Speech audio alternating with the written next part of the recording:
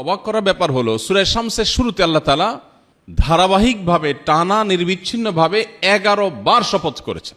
কি এমন গুরুত্বপূর্ণ কথা যেটা বান্দাকে বলার জন্য আল্লাহ তাআলা 11 বার শপথ করেছেন? এর ধারে কাছের সংখ্যার শপথ গোটা কোরআনের কোথাও নেই। প্রিয় ভাইরা আমার, সেটা হলো আত্মশুদ্ধি, আত্মনিয়ন্ত্রণ, আত্মসংযম। এই বিষয়টার গুরুত্ব বোঝাতে গিয়ে আল্লাহ 11 বার শপথ করে বলেছেন, কদ আফলাহা মান যাক্কাহা ওয়া কদ খাবা মান দাসাহা।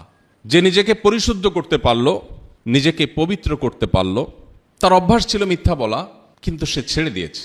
তার ব্যবহার খারাপ ছিল, কিন্তু সে ব্যবহারটাকে ভালো করার চেষ্টা করে সফল হয়েছে, নিজেকে শাসন করেছে।